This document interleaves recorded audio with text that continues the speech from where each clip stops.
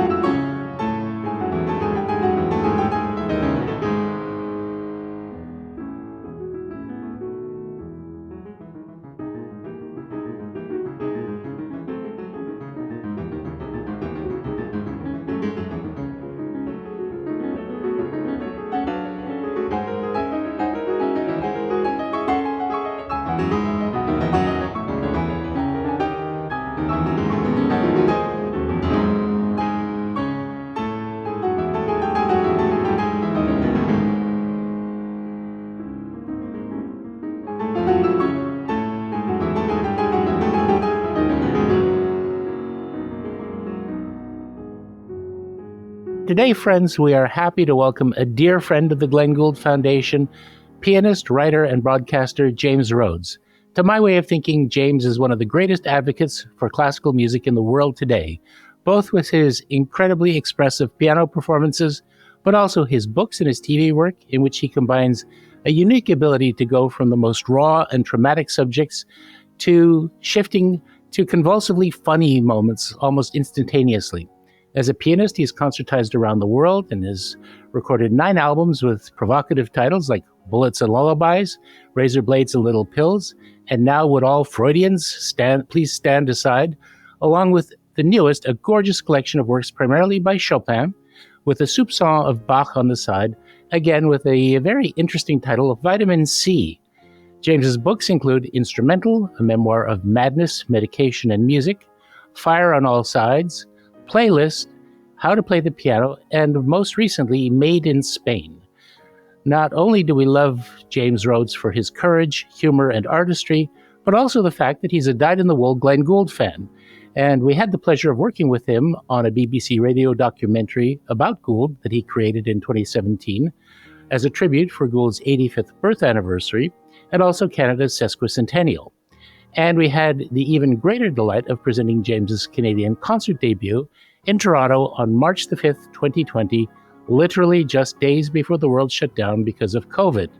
And he was, of course, the initial inspiration for our own music and mental health online resource for teens, appropriately called Instrumental, as a tribute to his own memoir. It's such a great pleasure to welcome back a great friend and an extraordinary artist. James, thank you so much for joining us. Brian, what an introduction. Thank you. Well, it's great to see you again. Let's plunge right in with the new album. I had a chance to listen to it. It's beautiful. Thank you. What led to your programming choices and the idea of combining a mostly Chopin with a bit of Bach? Where did the idea for that come from? It's such a luxury being a musician, isn't it? When you think of the sheer amount of choice you have, which pieces to learn, to record, to perform. And for this album, I really wanted the album cover is a photo of me aged 18 months with my chubby little cheeks and my little smile and my slightly insane 70s style. And this album for me it's kind of a nod to that little boy who at such a young age was so influenced by classical music and so inspired by it. I wanted to record some of the pieces that really, really had a powerful impact in my life, that I would listen to, I don't know, Ashkenazi or Glenn Gould or Horowitz or Brendel play when I was 8 or 9 or 10 or 12 years old, absolutely in awe. And and now suddenly I'm playing them myself. And they're pieces that have inspired me that, and for me are deeply romantic. That's why I added Bach too, because Chopin and Bach for me are the two most romantic composers that there are. It drives me crazy to the point of rage when people try and say that Bach was not romantic. He's some dry academic, clinical, sterile composer, and nothing could be further from the truth. Absolutely. I mean, the passion is there in every bar, whether it is romantic passion, like, Little Bach, a book for Anna Magdalena, or his sacred works. There's just love in every measure. There's love, and there's also, this guy was like a Baroque Keith Richards, man. He was shagging everyone. He was getting arrested. He was having fights. He was getting drunk. He was having duels. He was sleeping with groupies in the organ loft. He had 21 children. Half of them died. His wife died. His parents died. Like, everyone died. And I'm sorry, man, but if you have that level of grief and pain, and you're lucky enough to have a creative outlook for it, you're going to use that. You have to. Otherwise, you're just not going to survive. And he not only survived, he thrived. And for me, he did that because he had the music in which to... Actually, that album you mentioned, and now would all Freudians please stand aside, is a Gould quote, where he was talking about, maybe we ascribe too much to composers past based on their biographies. But I think, and now, would all Freudians please stand aside, Bach really was a terribly romantic man, and it was his way of dealing with the kind of hell that life threw it. And of course, he lived in times that we can scarcely imagine, where the infant mortality rate was colossal, off the charts, and there were wars, and if the crop failed, a third of the population would starve it. These were not... Brian, I gotta say, yes, of course. I would also say that we live in times right now that in the future people are going to look at and think, oh, I cannot imagine what it was like living in that hell that was 22. No, really, economically, environmentally, politically, socially. Sure, there have been advances, but, turn on the news today and ask yourself, really, what world are we living in? But I prefer not to think too much about that, otherwise I won't get out of bed. Yeah, it's true. But one thing's for sure, those good old days may have been old, but they were probably none too good. And that's true when these days become the good old days too. I just think, I can't help feeling, Brian, that you and me are the first generation who have made this planet worse for the upcoming generation. The first generation in history to have done that. Our whole point as human beings is to improve things for our children and to make things better. We have done the opposite. And not only have we done the opposite, we haven't then gone, oh, I'm so sorry. We've gone, kids today, what do they know? They know nothing. Bloody. And I just think, oh my God, it's like we've ruined it for everyone. I would not want to be a teenager today for all the money in the world. Yeah. It must be brutal living like that level of stress, knowing what's coming up. And it's a shocking state of affairs, I gotta say. Well, if they're really upset at us, then they're smarter than we are. They are all smarter than we are. That's a given. Yeah. Because, not only are we doing terribly irresponsible things on a planetary scale, well, we seem to feel perfectly good about it. We seem to have... We boast about it. Yes. We brag about it. We look at my private jet, and not only on the grand scale, let's take something that's perhaps slightly less kind of serious in a lot of people's eyes. Music education, for example. When I was a kid, when you were a kid, everyone played an instrument. There was a school orchestra. You went on trips to the symphony. It doesn't matter if your parents had money or not. It was part of life. Now, it's become this kind of dubious luxury for wealthy families who are able to shell out 70 or 80 bucks a week so that their kids can have cello and violin and piano lessons. And it's disappeared. That's something else that I feel. But, kids are invisible to politicians. They don't vote. They don't pay taxes. It's like, why should they have nice things? And we've got it all backwards. We've got it all terribly, terribly wrong. And we can't admit it. And I just want to apologize to anyone under the age of 21 who's listening and go, I am so sorry. This was certainly not my intention. And let's try and do what we can in our own small way to improve things a bit. Absolutely. And kids, when you take over and you're in charge, if you can't forgive us, please at least don't come for us. Well, actually, I don't know, man. I think they would be absolutely. Well, maybe, but one can hope for a little mercy, even if it's. It reminds me of one of my favorite lines of all time, a famous line from a Marx Brothers movie where Groucho Marx has a romantic rival for the wealthy heiress, and of course they're both interested in her money, played by Margaret Dumont. And eventually the rivalry breaks into a fist fight, and Margaret Dumont, at that moment, enters the room and says, "Mr. Firefly, what are you doing?" And in mid-blow, Groucho turns around and says, "I'm fighting for your honor, which is more than you ever did." It's about right. Let's hope that even though we haven't shown the level of justice and mercy that we should, that we may receive some just as a gift. Actually, I honestly don't think we deserve it. I look at the world and I think this is why we can't have nice things, right? We've ruined it. We've ruined it completely for everyone. So, and we deserve everything that's coming to us. Is the truth. On that cheery note.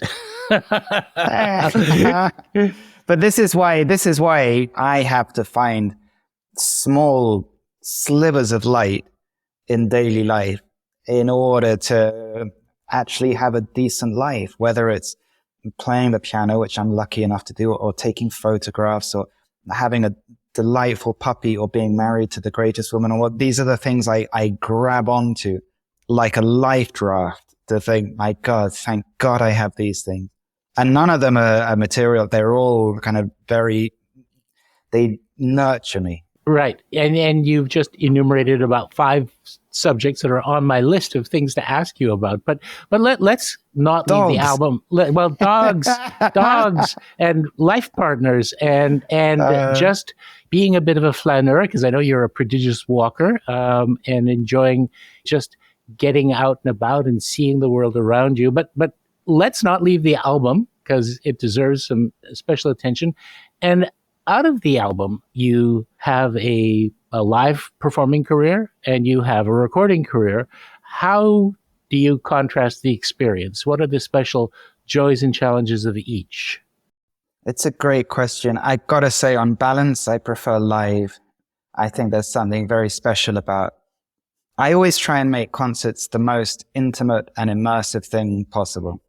It's why I talk to the audience. It's why I get rid of all the lights and make it something, for me, very kind of intimate. Give a bit of context and then perform the pieces, and nobody has program notes they're reading while you're playing the thing. That drives me crazy.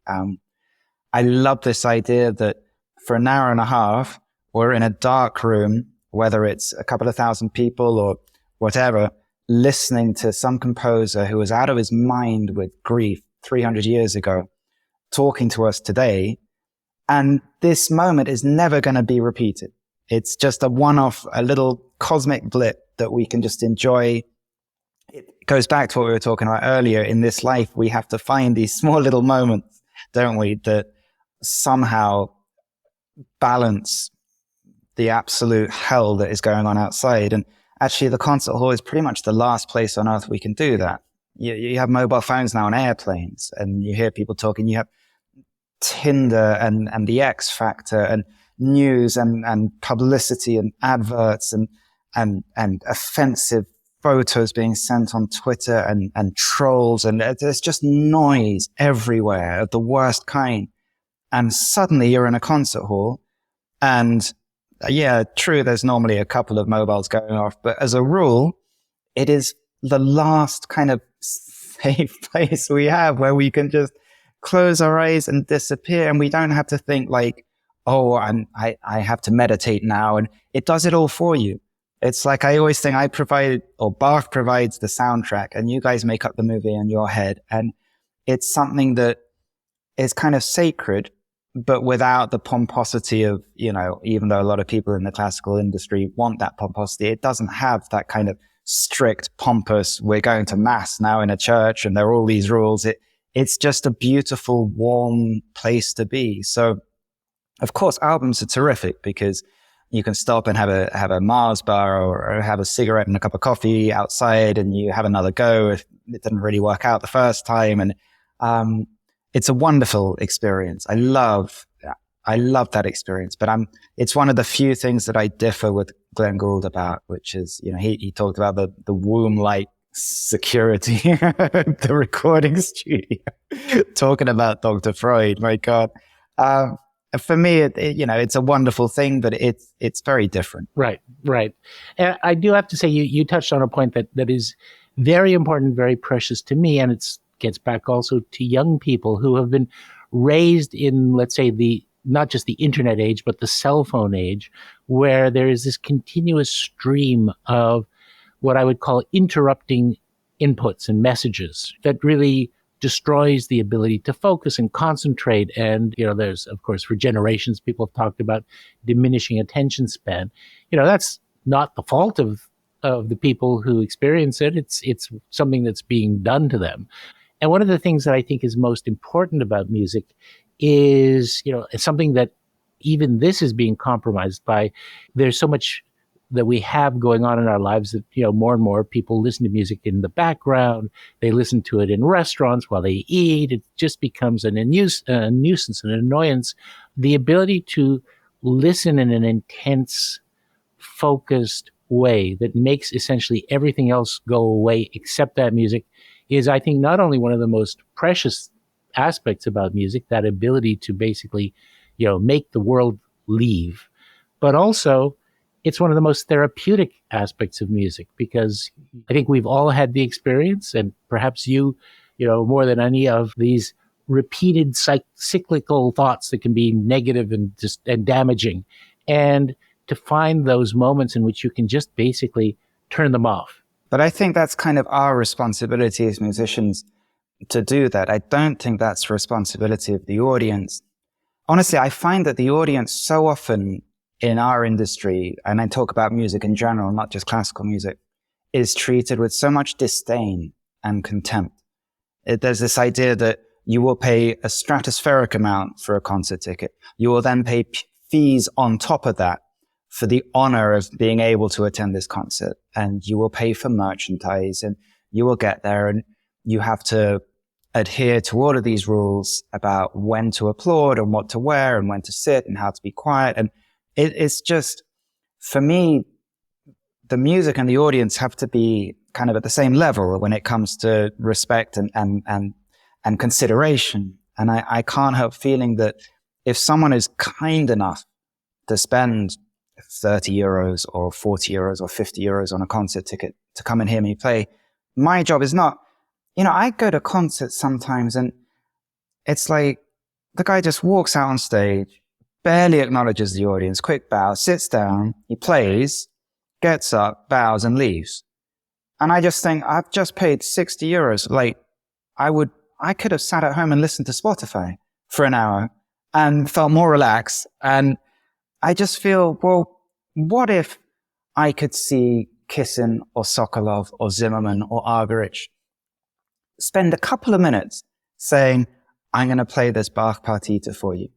And the reason I'm going to play it is this. And Bach composed it at this time. And why it's so special to me is, and the challenges of performing it, this is just to give me something. And then suddenly the whole thing changes.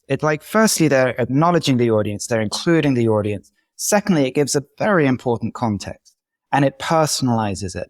And then suddenly you're there on this journey all together, listening to something almost as if for the first time. I think that's something that we really need to encourage more of, no? So we need to be better at welcoming and hospitality, for one thing.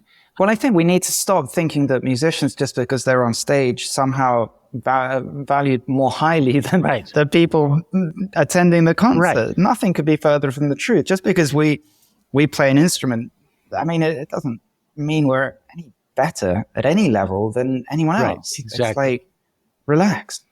So down with the class system. We're together in this endeavor. Of course. I mean, if there's one thing that should not and actually doesn't in its purest form have any kind of class system, it's music. Of course it is. Since the dawn of time. I mean, it is the answer to everything and universally acknowledged to be the great leveler. It belongs to everyone.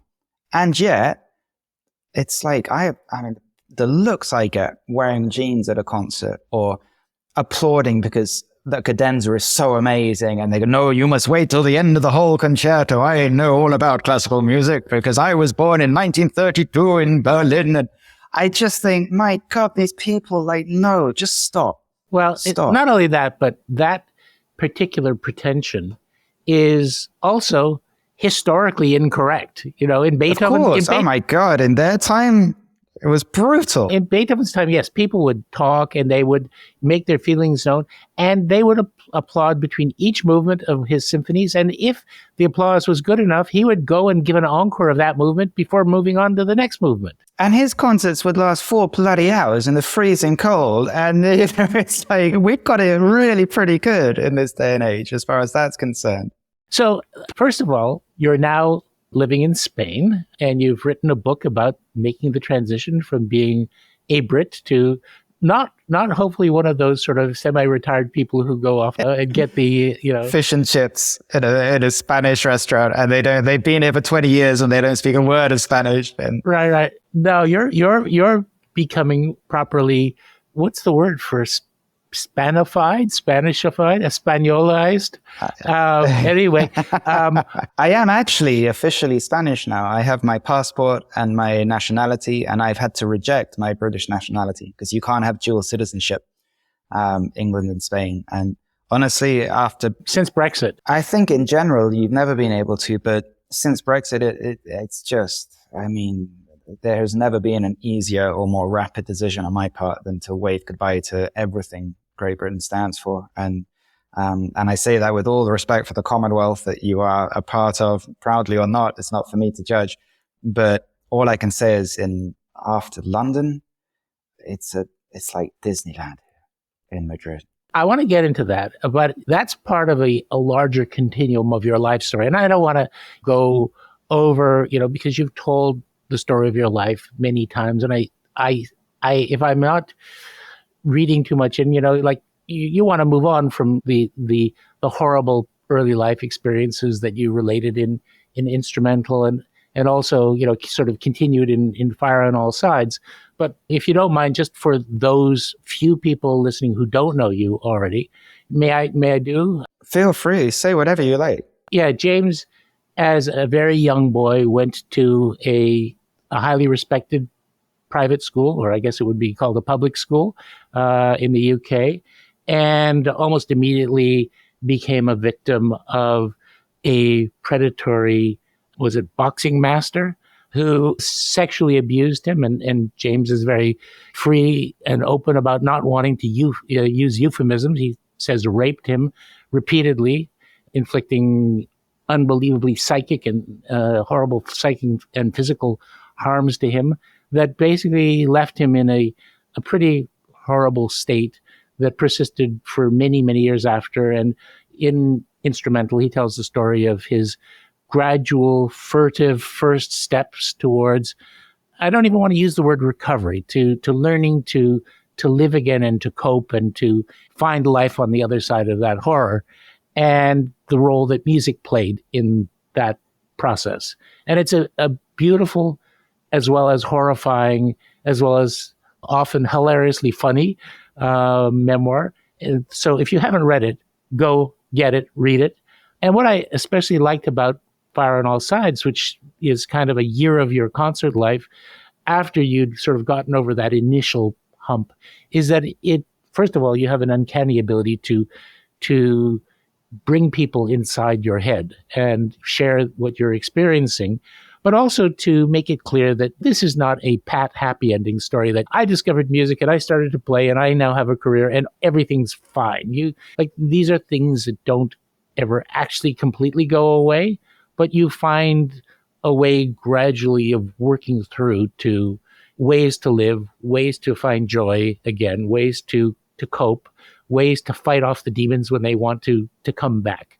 Is that a fair summation? If I've misrepresented, 100%. Please. Yeah. No, I think that's bang on. It's funny. Today I was playing I'm building a new concert program, and one of the pieces I'm performing is the Polonaise Fantasy of Chopin, which is arguably his greatest work, along with the Fourth Ballade.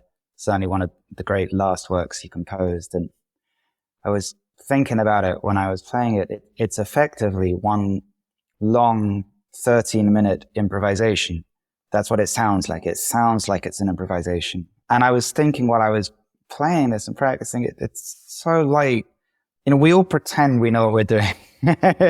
And we have all the answers and we're adults. And actually, we're just making it up as we go along, trying to keep some kind of mask on and function. And I suppose, I mean, everything is a kind of wonderful, slightly crazy improvisation with incredible harmonies and ups and downs. And certainly in this piece, there is every emotion known to man, from absolute heroism to surrender and sadness and heartbreak and anger and joy and everything in between. And it's a lovely parallel for me about life. So I think you're bang on. It was an awful childhood, like so many of us have had, sadly. I think it's a big error to try and quantify trauma. I think we all experience trauma, certainly as children and oftentimes as adults. And then recovery, through music and love and moving countries. And it's quite funny in a way, because it's kind of come full circle. It started out so terribly. And although it was too late for me, when I got to Spain, I had the opportunity to work on a new child protection law here that, after 3.5 years of basically publicly shaming politicians until they were willing to step up and act and pass this new law, we have now got this law, which, according to the United Nations, makes Spain the #1 country in the world now when it comes to child protection. So that, for me, I'm happy to talk about my past if there's a good reason for doing so. And the reason I did that here in Spain was in order to get this law passed. And now we've done that, and it's an organic law. It's actually 12 different laws. It's changed everything. I can quite happily now not talk about it ever again and talk about lovely things like music and love but target achieved. And it's quite a nice way to kind of put that to bed in a way. Exactly. Except, of course, that all the other countries in at least the developed world should be taking a cue from Spain and the work that you've done. By the way, it is referred to as James Rhodes law. Which is a little bit silly, to be honest with you, because there were an awful lot of people obviously involved, and a lot of NGOs and Save the Children, and I did not ask for it to be given my name, and I wasn't consulted about that. But it's nice. It's an honor, of course. It's a nice and it's a lovely thing. And the fact is that associating with someone who has a public face can help people to become more aware of it. So it has a communication, it has a practical value. Yeah, don't forget, of course, Spain is an extremely Catholic country with an extremely powerful church, which is arguably the greatest abuser of children in the history of the world, the Catholic Church. And so in effect, you're not really battling politicians, you're battling this immense hierarchy of power and silence and denial that is the Catholic Church, and in an extremely Catholic country. And that was obviously a big hurdle to get through. Well, that's kind of an image that I have of Spain, a country that is extraordinarily progressive and also at the same time has some extraordinarily regressive elements, basically holdovers from the again, good old days of the Generalissimo. And I don't know to what extent those regressive elements are still in the fore, but it has, honestly, Brian, it's been incredible, the experience, shocking to me. I was so naive when I got here. And I don't think this is unique to Spain at all. I have to say right off the bat, I think this is a global issue. But I got here and I thought, oh, this is great. I had the president call me and say, come to Parliament and let's talk about the law. And because I'd written an open letter in El País and he invited me because he had to. And afterwards, I thought I had a photo with him and I thought, oh, this is great. And I remember tweeting like, guys, this is awesome. There's a new law to protect our children here. And Sanchez, the president, has promised he's going to do it. And I was such an idiot. I thought the response would be, oh, fantastic, man. How can we help? What do you need? Let's get this done. And the response was like, get back to your country. Leave our kids alone, you left-wing communist liberal snowflake. And I was just like, absolutely, wait, what? Like children, we're talking about children. We're not talking about taxes. And sadly, that's a thing now that everything is polarized to the extent that you can try and, I can donate money to a food bank and be threatened with deportation for daring to do it. It's like somehow we've become part of a society where my political opinions are basically, I just want people to effectively not die ahead of their time and have what they need to live a dignified life and for people to pay taxes. You radical, you radical. And it's not particularly like barbaric or controversial. And yet somehow I just don't understand the world and the quantity. Death threats and bomb threats and campaigns on Twitter and members of parliament literally trying to deport me and revoke my nationality and saying I had the face of a rapist more than a victim of rape. And these are politicians, and the press, the right and the left. And I don't know what it's like in Canada. I assume it's kind of similar, the right and left, and it's all super heated. And it's just, and I'm not either. I don't think I'm really either right or left. I believe in kind of basic decency. Yeah, that's very provocative decency. It's very confusing, Brian. I'm so sorry to hear that. I had no idea that you had been subjected to that, but it is kind of a picture of the times we live in, that there is this polarization. It's not quite that bad in Canada, although I don't spend a lot of time on social media personally. Lucky man. So that's a place where a lot of that tends to run rampant, and I'm sure that part is as bad because there are no costs to saying and doing irresponsible things, or for that matter, unleashing armies of bots to do. In fact, there's a surprising benefit to it, it would seem. Rather than there being a cost, there's absolutely, you're encouraged. And I've fallen for it too. That's the worst thing about this. The insidiousness of social media is that I, without thinking in the past, have written about somebody I've never met. I've never had any personal experience with, but I've seen something attributed to him or written about him.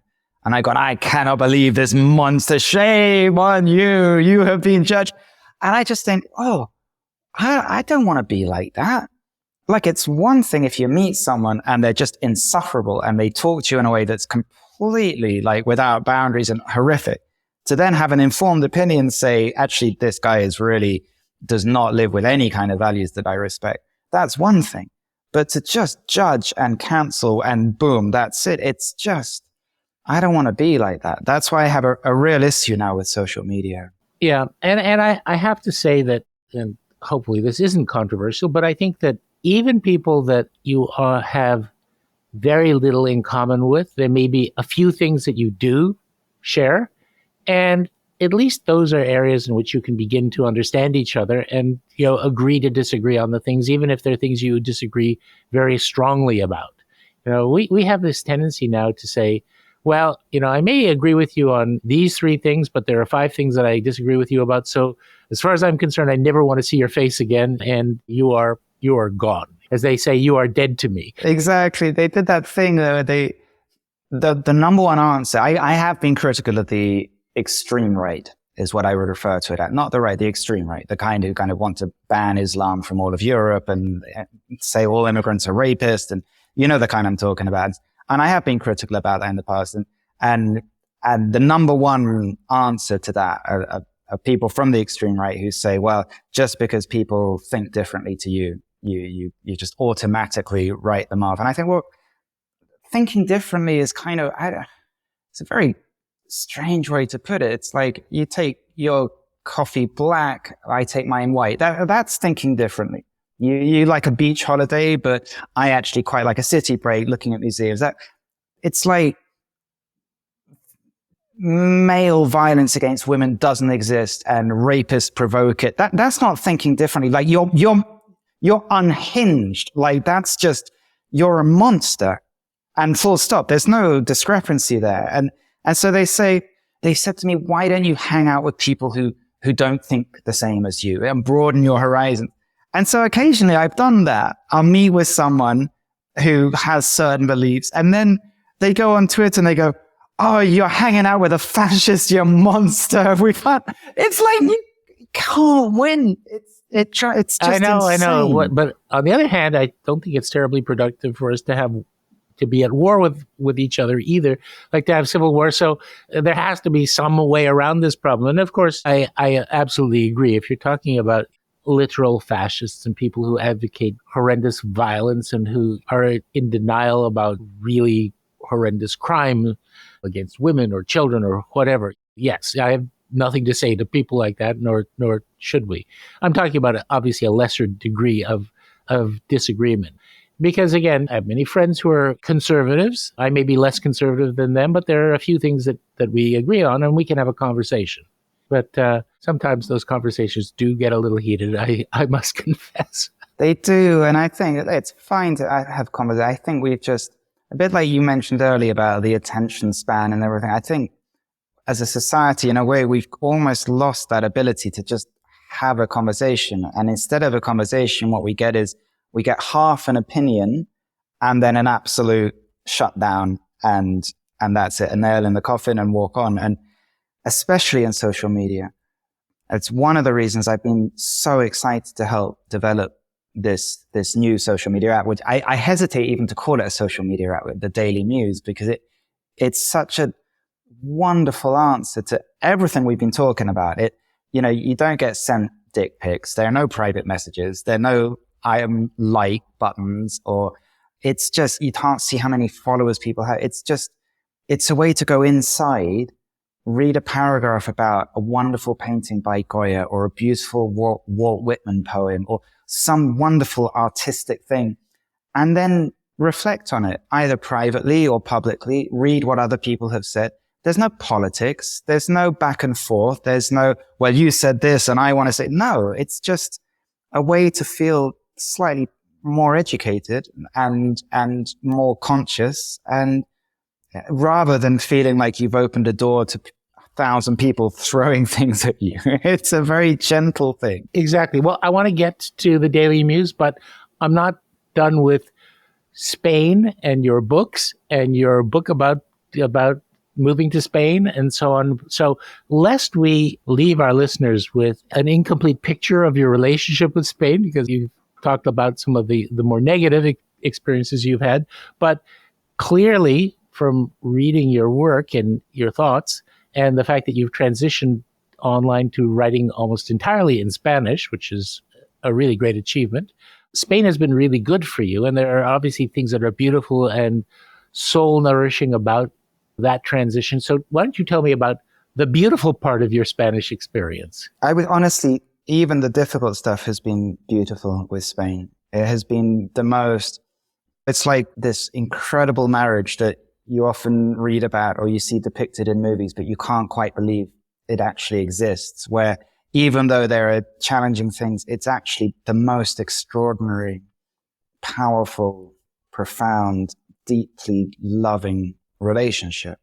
That's my experience with Spain. I mean, I arrived here 5.5 years ago with 3 suitcases, and I spoke, I think, 4 words of Spanish. And in one weekend, I found an apartment and a Steinway, and I moved in with my now wife, and I had no friends at all. I didn't know anyone except my wife, nobody. And now I think I'm pretty much fluent in the language. I have this beautiful, bright apartment. I'm married to the woman of my dreams. I sleep, I can breathe. I haven't had to involve lawyers or had court cases, or like living in London was, I mean, I been mugged 8 times, had my phone stolen and punched in the face in London. It's like the most normal thing in the world. Here, it doesn't even occur to people to not use their mobiles industry. It's like the idea of something like that happening is so unknown. In Madrid, especially, it's just one of the most friendly, open, the culture shock as an English person. I remember the first time I went to the doctor, I was sitting in the waiting room, all these people waiting there, elderly couple walk in, smile, they look at people and they go in Spanish and they go, good morning. And everyone goes, good morning. I was like, wait, what just happened? Like, you try doing that in England. You go to a little NHS doctor, you're waiting and you come in and you say, oh, good morning. People would either stab you or they'll think you're high, or certainly they wouldn't make eye contact and say good morning to you. The rhythm is slower. People are friendlier and more open. The language is so beautiful. The food is unbelievable. It's unbelievable. You spend 13 euros and in a typical little corner restaurant, family place, for 3 courses, freshly made. It's divine. And I'm completely in love. I know that sounds a bit kind of rose-tinted glasses, but I've seen the uglier side of it too, and I've experienced it personally. And yet, despite all of that, I've come through the other side feeling more in love than ever with Spain. Are there problems? Of course. There's huge economic disparity and political issues and mental illness and terrible things with health and public health, music education. And yet, it's the greatest country I've ever had the fortune to visit. Wow, that's fantastic. It's beautiful. It reminds me of a group of a family that I had dinner with, and they were visiting from Spain.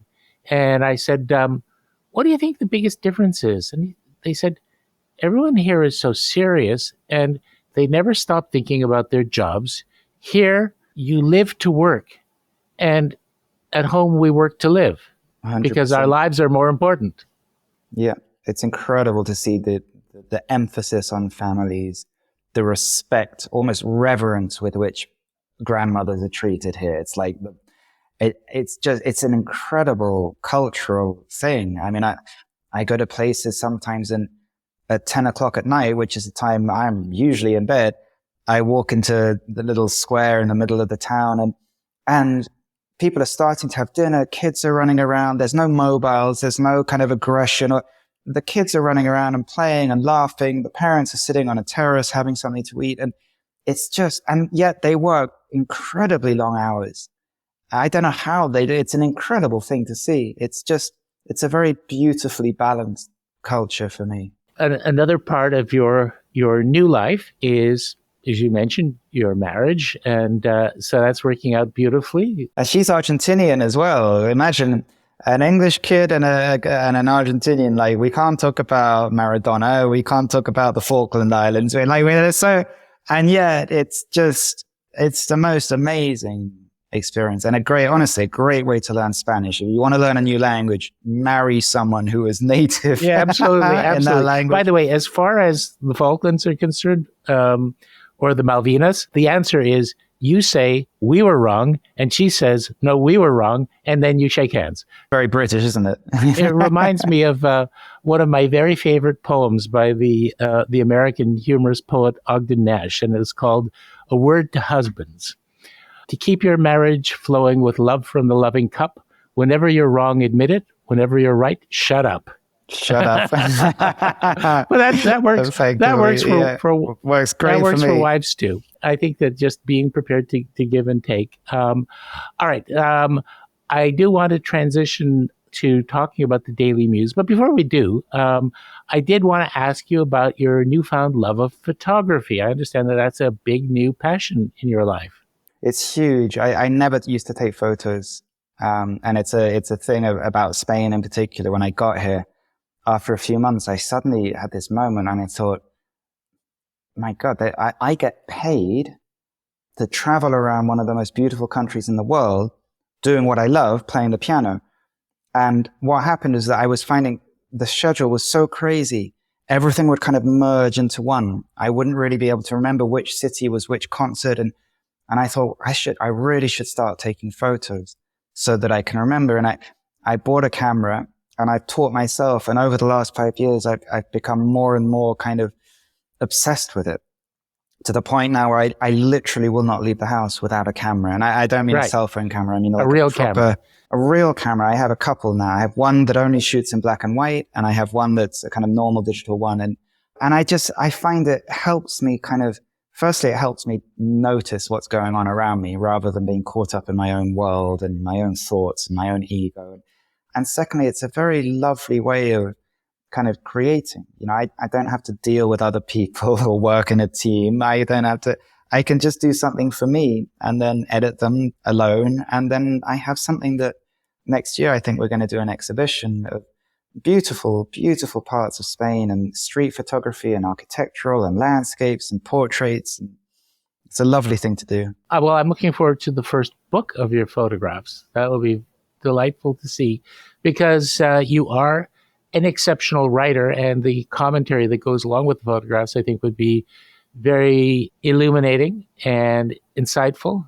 Thank you, man. I thought of integrating it with concert. Like, here's a piece of Rachmaninoff, like, where you kind of envision him kind of walking through the tundra with a quart of vodka, depressed and like angry at the world.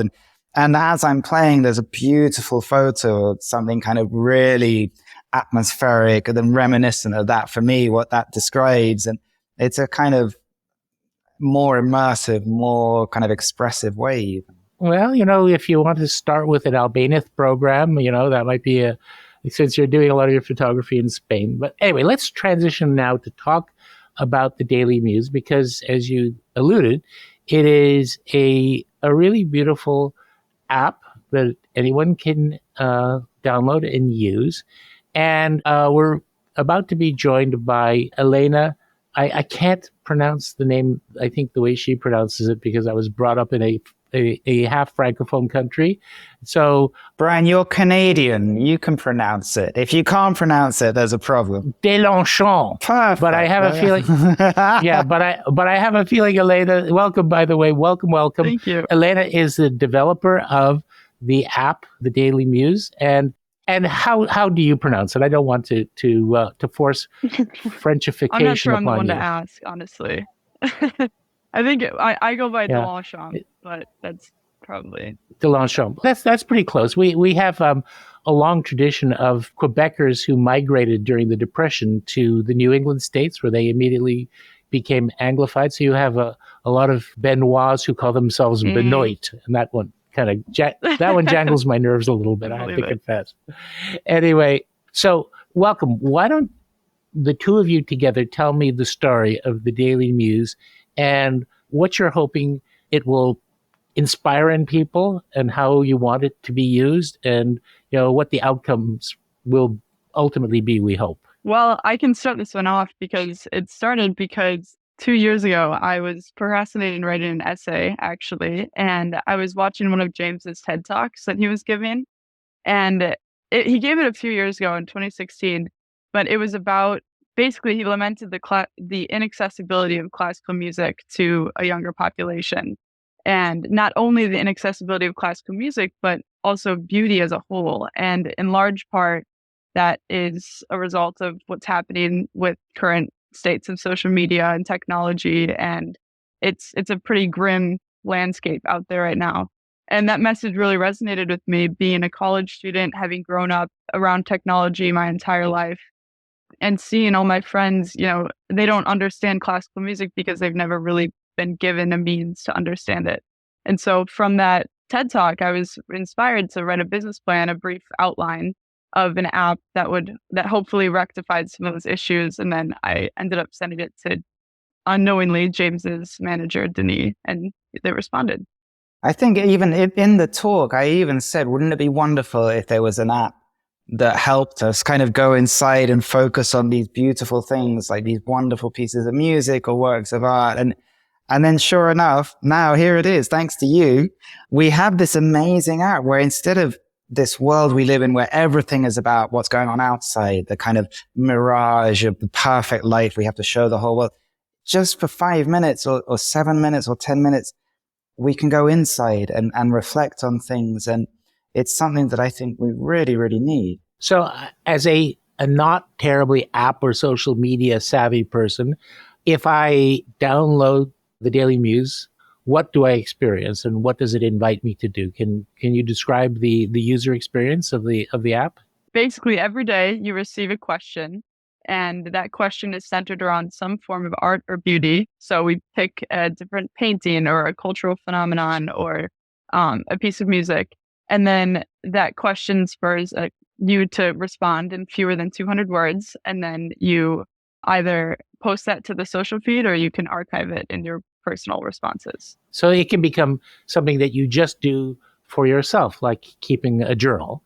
Exactly. It can be a private thing for you as a journal that you can then look back on in time if you want to, or you can share it for other people to read. But importantly, not for other people to then argue with you about or reply. It's just to help contribute a little bit. And the lovely thing for me is that instead of just the question itself, the question is preceded with a kind of beautiful paragraph or two about this work of art with things that new information that I would never have known about a Goya painting or for example. And it's something that I read it and I go, oh God, I feel like 0.5% more intelligent than I did 2 minutes ago. And then you can write something based on the question, which is always a very kind of open-ended, beautiful question. It's a very special application, I think. And what I think is really wonderful about it is in seeing how other people respond to a work of art, you first of all get a sense of the incredible range and diversity of human experience. Like look at what he found or she found in that poem or that painting or that photograph. I saw something completely different, but I can sort of see it. It's remarkable. And then, of course, you can reflect on how amazing art is, that it can basically be like a seed that so many different plants grow from. It can give rise to so many different experiences and understandings and interpretation and wisdom. So basically, you have, I think, solved the problem of human misunderstanding and faulty communication all through the medium of art and a single app. It's exactly. Fixed. It's fixed. Thank you, Elena. You've done that. I hope that it gets adopted at the United Nations, because maybe we can find a little more harmony. But no, seriously, I'm being facetious, but I think it's wonderful to consciously try to construct a social media experience whose impact will only be, and by design be, constructive, only be creative, only be, as a man who is a great inspiration to me, Dr. Jose Antonio Abreu, who won our Glenn Gould Prize and who founded El Sistema, the free music education program. And he described the orchestra as the only institution whose sole purpose is to be in harmony with itself.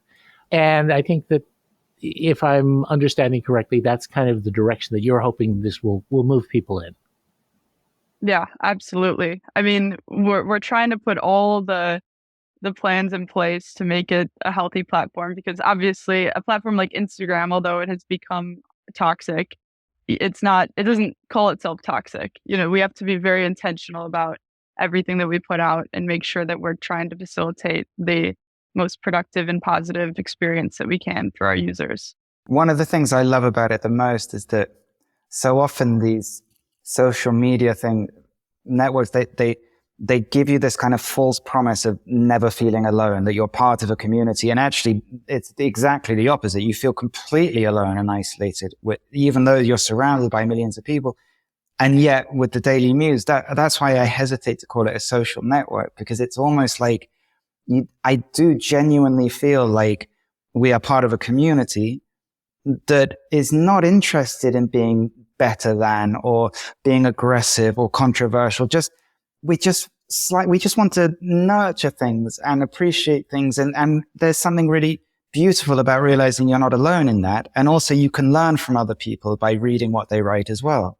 In some ways, it remains impervious to peer pressure, because you're not able to read any other responses before you respond yourself. And I think that's so beautiful, because when I respond to a question, a number of people have completely different takes on it or completely different experiences. And I'm not influenced by that, and neither are they. So it's really cool. And so you get basically the kaleidoscope without the pressure to kind of unify down to either a single stream of opinion or, let's say, a bifurcated, polarized stream of people shouting at each other from opposite sides of a gap. Yes. It's like nobody wants to be right on the Daily Muse. On Twitter and Instagram, everyone wants to be right all the time, like, or better than, and someone has to be wrong by inference. Like, yet on the Daily Muse, it's the opposite of that. There's no need to be right. And this, of course, is brand new. It was launched how long ago? About 4 weeks. About 4 weeks. So this is a 4-week-old baby. Welcome to the world, 4-week-old baby, the Daily Muse. Have you been getting a good uptake on it? Are people signing on and using it? Yeah, I think probably the most impressive number that we have is retention, because what we've found is that we're not Instagram yet, obviously. We have a few thousand good users, but what I'm excited about is how dedicated those users are. And we've acquired a number of people who use this religiously already, and they've been incredibly devoted in a way that excites me more than the sheer amount of subscribers, because it's one thing to have a ton of users, but it's another to have really dedicated users who take it seriously and have the quality that you want as an app developer. Exactly. Well, if any of those users are listening to this podcast, word of mouth is a very powerful tool. So tell your friends. And when I say tell your friends, I don't mean get out your phone and type something or text them. Pick up the phone and call them or have a coffee with them and show them. Because the idea of getting human beings actually really communicating with each other, I think, is probably a good thing and very consistent with the values of this project. You may find that you learn things about your friends or make new friends that you didn't have before as a result of doing that. So people can read about the Daily Muse on our website because we published an article on it recently. So you can go to glenngould.ca. But if they want to download the app themselves, how do they go about doing that? You can search it on the App Store or on our Instagram, thedailymuse.app. There's a link that takes you to the App Store, either Android or Apple, and that should do it. All right. And if you do the latter, folks, get off of Instagram as quickly as possible afterwards, right? Exactly. Yeah. So, Elena, tell us a little bit more about yourself. You discovered or came up with this idea, but this is a very precocious thing to be developing an app while you're an undergrad still, right? You started developing apps. You're in Milwaukee, if I remember correctly, right? Yes. You started developing apps with the Milwaukee Symphony, isn't that right? Well, we didn't develop apps. What my function was with the Milwaukee Symphony Orchestra was to develop community relations. And so what we did was, it's funny, actually, it has a similar genesis to the Daily Muse in that it involved me being a little bit pretentious or precocious in some ways. I used to love going to classical symphony orchestra concerts, but they're pretty expensive. And so a way that I could do it without having to pay the ticket was to usher at the performances. And so I began to usher, and then I met a few of the personnel who worked there, and I realized that they didn't understand the demographic of my age group, which makes sense. It makes sense. But I realized an opportunity there. And so I wrote a pretty lengthy business plan when I was in early high school. And I asked to meet with one of the administrators of the Milwaukee Symphony Orchestra to present my ideas, which would hopefully foster a tighter connection between their institution and my demographic. And they graciously accepted. And I gave a little presentation, and then they agreed to let me come on as an intern. And so in that experience, I really learned, what their values were, how important it is to foster culture in communities. And so, we put on really cool performances, and it was a great experience. That's fantastic. And I have to say, since you've described that, I'm going to put a huge burden on you right now, because if you don't mind disclosing how old you are right now. 21. You're 21 years old. Oh God! All right, I'm working. I'm working hard. I'm working hard. Man. Elena, I forgive you. But anyway, I forgot you Yes, were that that is fantastic. If I, it's amazing. well, and depressing, but also strangely inspiring. It is wonderful. Now let me ask you, because this is obviously something that James published this magnificent book called Playlist, which is absolutely beautiful. And again, after you've finished buying instrumental, get Playlist. It's a great book, and it's a great way of introducing classical music to people of all ages who just don't know it or are intimidated by it. But let me ask you, because you have friends I know who probably would never think about attending a classical music concert, would never necessarily, when they go to Spotify, choose, one of the classical music selections. What are the obstacles? For me, it's just music. You either like it or you don't. It's a values-free experience. It doesn't really represent any social concept, any social class, any set of values, although in a lot of popular media, it's often presented as something pretty sinister or something very snooty and elitist. So that's a bit of a problem. But what is the essence of the barrier from your point of view? I believe that it lies in effort and also the paucity of the current state of people. I think classical music by nature is not discursive, it's ineffable, and it is largely without words, or at least instrumental classical music is. And that is in very stark contrast to pop music right now, which is happy songs are in major keys, sad songs are in minor keys. They guide you by the hand through the emotional experience. And with classical music, I think it necessitates a level of emotional maturity, but also emotional effort to connect the human experience with the piece itself. And so I think that is an incredible barrier to entry for people who have been peppered with constant distractions and basically media and entertainment that cuts to the heart of an emotion, but in a very superficial way. And classical music, it doesn't cut right to the emotion sometimes. It dances around it. You have to follow it on the journey and really invest in it and put out the other distractions in your life to get something from it. And that's a tall order for a lot of people nowadays. So I think that's probably the biggest barrier. I can only speak to my own personal experience, but for example, there are many classical music pieces that are quite long, and we're used to instant gratification. The pieces of classical music that are about the length of a pop song, there are many of them, but they're usually described as miniatures, and they can be anything from more developed pieces, can be, multiple pieces put together. We call them movements. And an extended work like a symphony can be upwards of an hour to 90 minutes. So that requires some commitment and patience. So it takes longer, but to my way of thinking, it also goes deeper.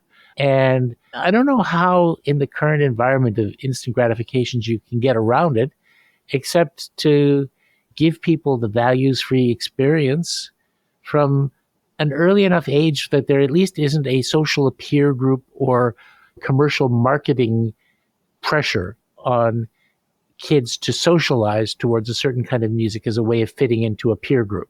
I saw this in South America, visiting the teaching centers of El Sistema, where kids study mostly, but not exclusively, classical music for 4 hours a day, 6 days a week after school.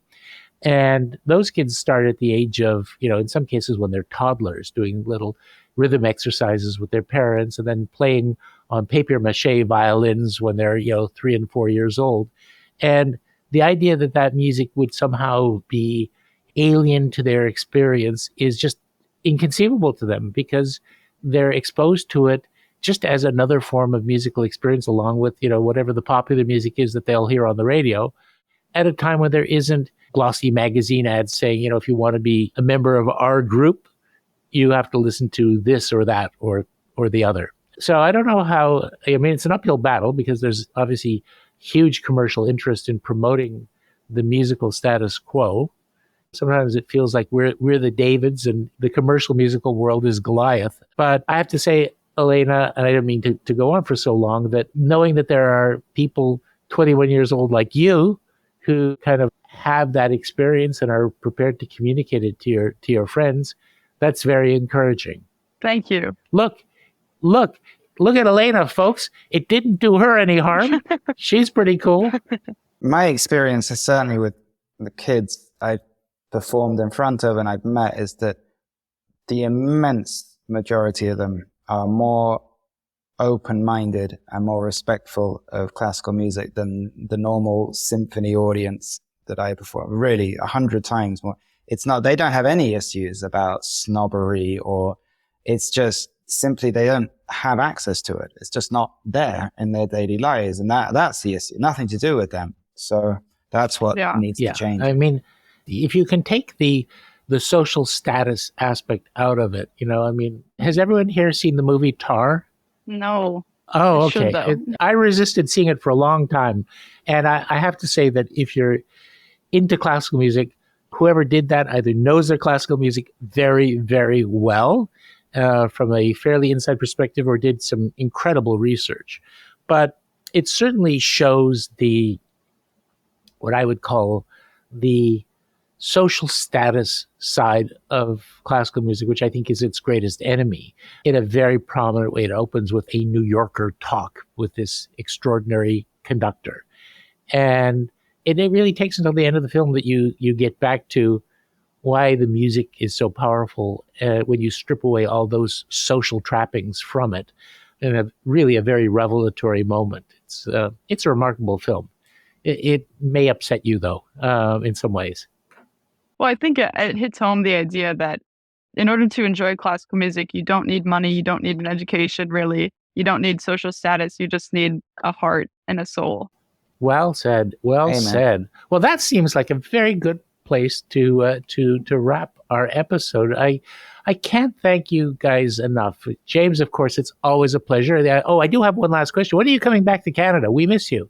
I miss you too, man. I miss Toronto, and I miss the lovely people and the food, and don't really miss the cold. We'll bring you in spring or summertime next time when it's anytime, man. I got a date at Kerner Hall again. I would love to. Absolutely, and of course, all the people who appreciate the spirit of Glenn Gould appreciate what you've done, and all the lovely things that you've said to help keep his spirit alive, and that's important to us too. Very good. Thank you, Brian. And thank you for this. It's been lovely. Thank you, James. Thank you, Elena. Thank you so much for having me. All right. And everyone, you get out there and get to the App Store and get the Daily Muse. Start using it. You'll be feeling the better for it within hours, if not days.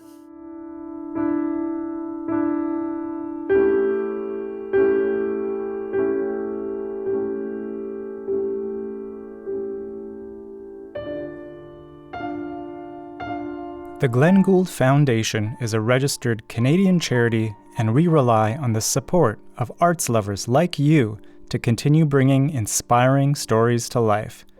Please consider giving by visiting our website, glenngould.ca.